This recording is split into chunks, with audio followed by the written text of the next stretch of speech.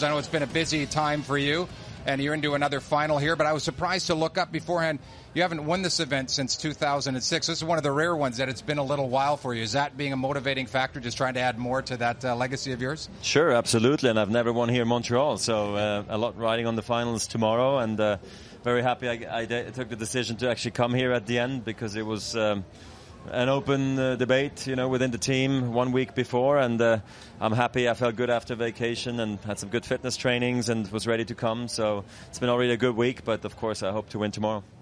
So, Roger, you inadvertently take a 6-month break, come back, rejuvenated, playing the best tennis maybe of your life, certainly as well as you've ever played. Now some of the other guys are taking your lead, not again because they want to, but they're shutting down for the year. No. Does that in some way maybe suggest that tennis does need a proper off-season, like many major other sports do, where you get a chance to really recover, regenerate, and come back on tour fully regenerate? Yeah. I mean, look, it goes both ways. I think it's good to have a season from January to November, because it allows you to play, and if you're injured, you can always come back.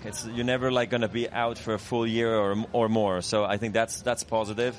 The good thing is, with a proper off season, we would maybe see more players really, really improving their game, and saying, like, if you're gone for 4 months and you would serve and volley every day for 4 months, you can actually become a really good serve and volley player. And nobody dares to take that much time off, of course, unless you have to. And I think over time, everybody's touching 30 now. Stan, also Djokovic, and just niggling injuries start to appear more and more. So as we are in our own control of our own schedules, I think everybody needs to just tell themselves what's too much and what's not enough. So I think it's really up to the player how much they want to play. Yes. Well, you've had a lot of these training blocks, some in Dubai, some in other places. What do you think is the most gratifying part about being able to train for that long and then having these long blocks to be able to prepare for the summer heat?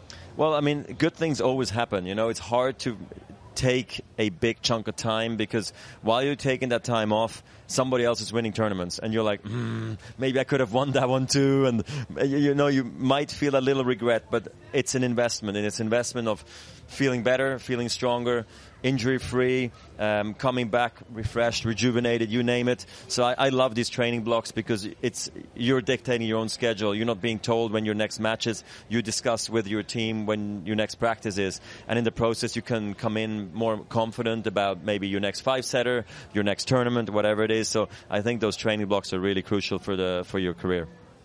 You just touched upon it about what could happen in a bit of a training block or a break, and you were in a good mood the day after Wimbledon, and you gently suggested to the next-gen players and their coaches, come to net more, learn how to volley more. It may add that. You did. You were in a good mood. But how important do you think that is for the game? I think it's crucial. I don't understand why guys don't serve and volley anymore.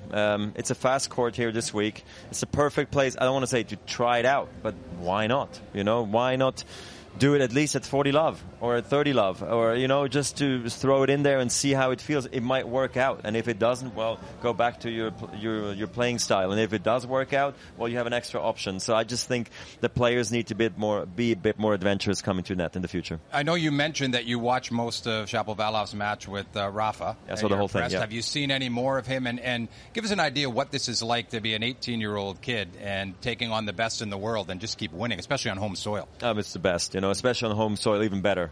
It's different when you play on court 4, somewhere else around the world in windy conditions. It's not the same energy, of course, but this is like the big stage, and Dennis has done tremendous under pressure, I know maybe the others have been more under pressure than he has, but also the focus is on him. People want to see how does he save those break points, how does he do, and he's done wonderfully well. I've been a big fan of his already, how he's managed it all, and I think he's going to have a wonderful future ahead of himself. Jesse Gretzky. Yeah, we've talked hockey before. We have. You're a big hockey fan. Who's your favorite team in the NHL and why? Oh, geez. The thing is, since the lockout, I know the lockout's been a long time ago now, but I kind of lost my ways then. I really, when I was a teenager, that's when I was fully into hockey, and I was like the times of Teemu Selanne and Forsberg and Lindros and even a little bit of Gretzky, at the time. So for me, it's different today. I mean, I was lucky enough to meet Ovechkin and Sidney Crosby, so I'm always happy when they play well. And I like following the players I've gotten to meet over the years. So you didn't bring your skates with you? I didn't, but I used to go skating here way back when I used to come to Toronto or Montreal, and I used to play the floor hockey on court. That's right. Scored one great goal once upon a time. I remember that. You went right through on the buzzer. Well, that lasts forever in Canada. You do that. Exactly, but I still love hockey, and it's one of my big goals once I'm retired is to really learn how to skate, because I just can't do it. Well, final thought is that Gretzky was here. I don't know if you saw him. I know that you knew he was on site. He'd been watching Denis Shapovalov. He was on this desk and mentioned that you're in the top 3 athletes of all time in his mind, with Ali and Pele. The interview. It was nice. That's pretty good. Save that one for the resume. Bring anything, but it's still, hear it from him, it's an unbelievable honor, because I have so much respect for Wayne. And look, to me, he's one of the greatest of all time. Of course he is. And for him to mention my name with the other greats, who I got to meet Pele, never Muhammad Ali, unfortunately, but I mean, those are so big and such important figures in our sport. So I'm very humble, and it's nice to hear that. Well, we sure appreciate you joining us, Roger. Continued success, and who knows, we may see you against the Canadian tomorrow. I know you'll be watching the other semi tonight. Nice. Thank you very much. That is the great Roger Federer.